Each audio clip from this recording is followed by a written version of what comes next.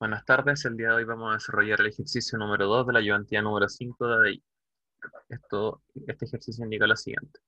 Usted, luego de un arduo día de trabajo, decide pasar por el supermercado a comprar un paquete de arroz para preparar una gran cena y poder descansar.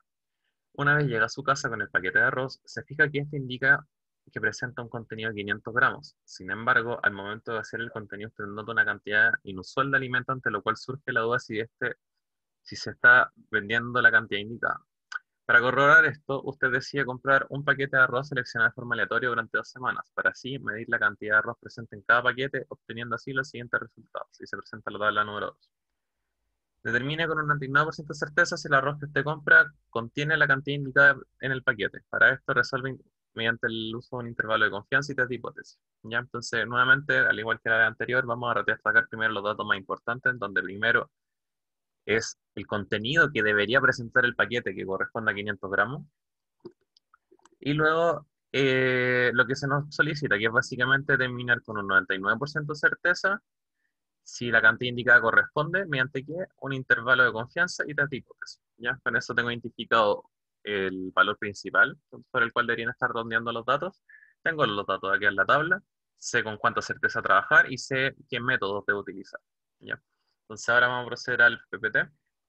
Entonces, para el ejercicio de hoy hay que tener en consideración, al igual que el caso en la ayudantía pasada, primero leer el problema y extraer datos, ya lo realizamos, leer las preguntas para saber hacia dónde está orientado el problema y poder identificar la herramienta a utilizar, que precisamente sale la lectura de las preguntas en este caso, donde la herramienta a utilizar son test de hipótesis e intervalo de confianza, y luego finalmente proceder a copiar los datos en Excel, resolver y graficar, ya que es lo que vamos a realizar en la última parte de la ayudantía.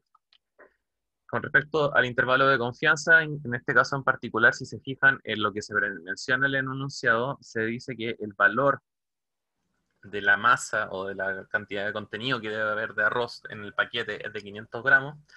Por lo tanto, en estas situaciones, cuando se suele hablar de un valor que debería ser el correcto, por ejemplo, no sé, 2 litros de una solución, o sea, o de una bebida, o 500 gramos de un paquete de arroz, valores de ese estilo, generalmente se suele trabajar con intervalos de confianza de 2 colas, ya es decir, que en el fondo ese valor que está siendo especificado está rodeado de ciertos márgenes, ya que vendría siendo un límite inferior y un límite superior asociado a un intervalo de confianza con una cierta certeza. ¿Ya?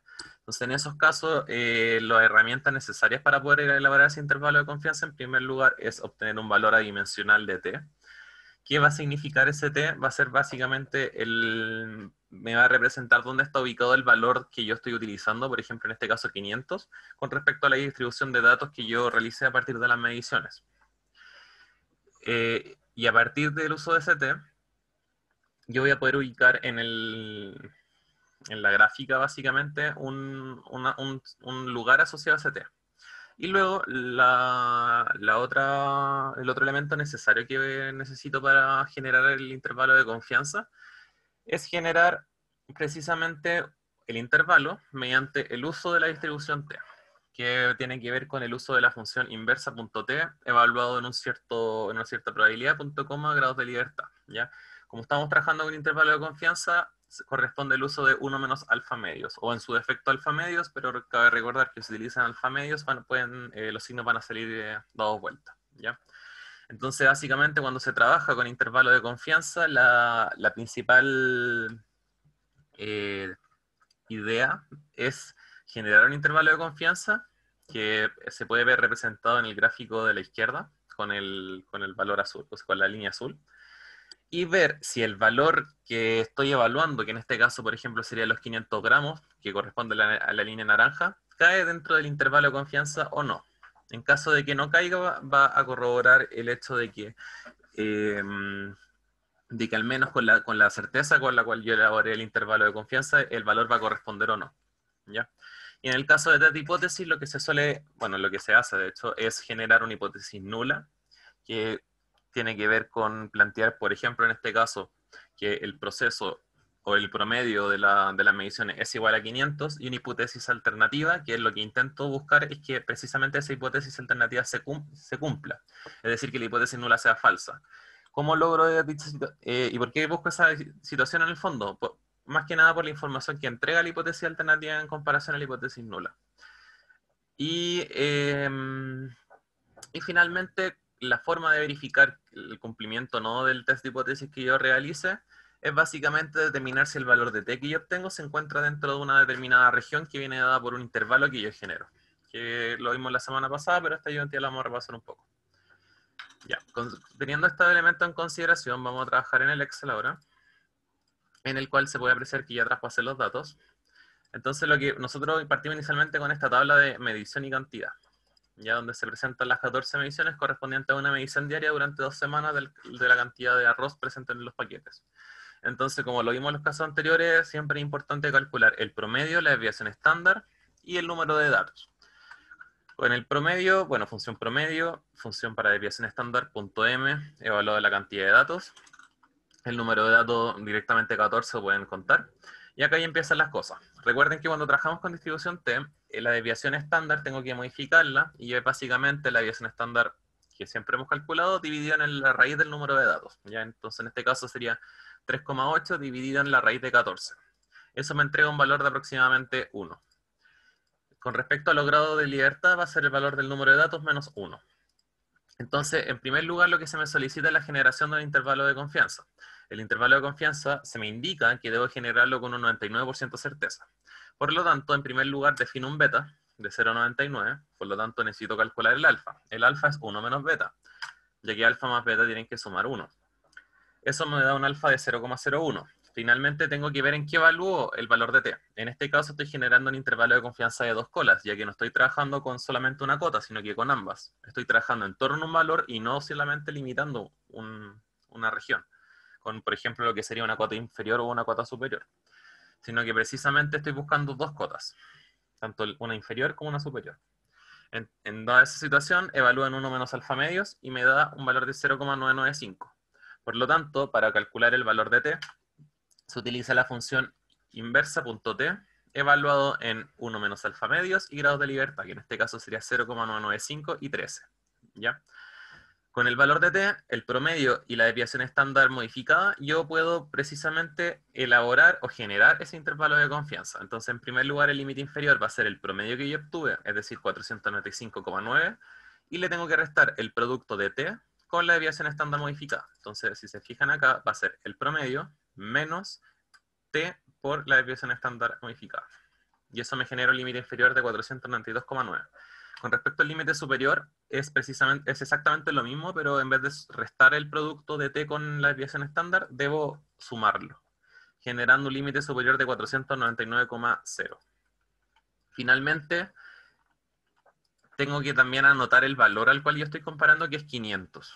¿Ya? Y acá pueden verlo visualmente, que 500 no pertenece al intervalo generado, pero para que se vea de forma más clara también puede generarse un gráfico. Entonces en este caso pueden verificar visualmente de que el intervalo que yo generé es en la línea azul y el valor que yo obtuve en la línea naranja.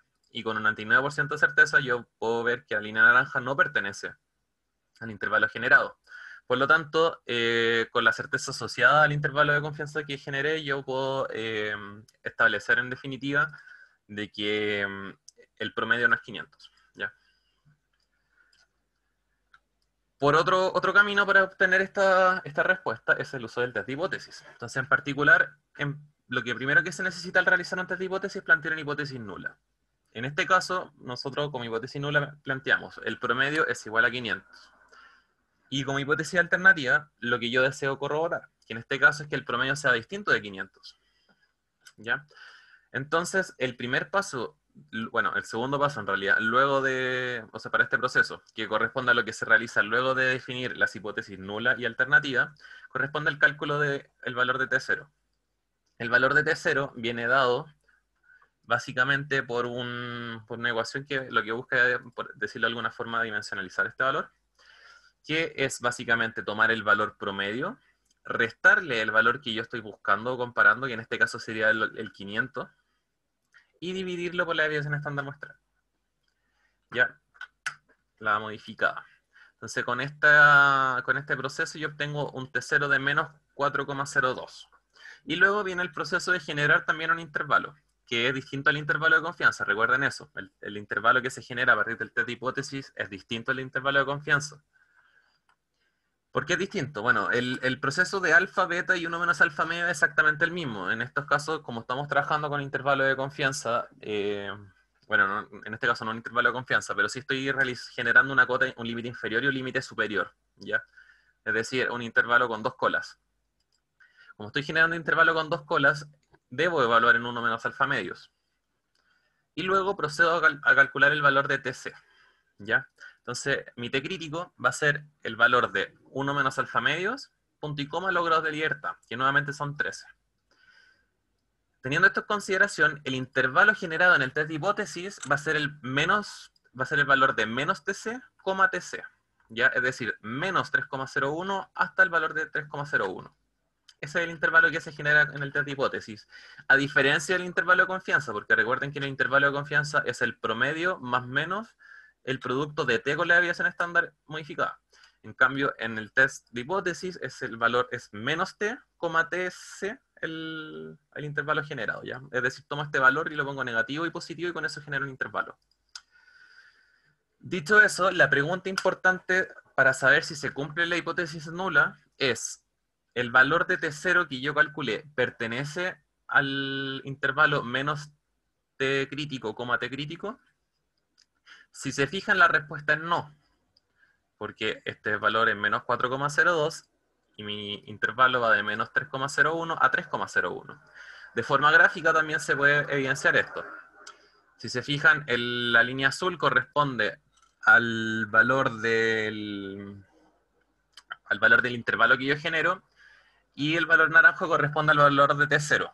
Y si se fijan, el valor de T0 no pertenece al intervalo generado. Por lo tanto, yo con un 99% de certeza, que es la certeza asociada al test de hipótesis que yo realicé, puedo decir que se rechaza la hipótesis nula. Es decir, H0, que dice que el promedio es igual a 500, se rechaza.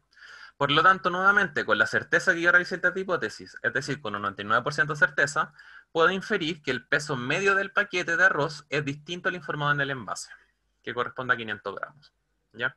Y con eso finalizaría el problema. Cualquier consulta que tengan pueden enviarla por correo o pueden directamente consultar en el horario de consulta que tenemos todos los días martes. Muchas gracias y espero que se haya entendido todo.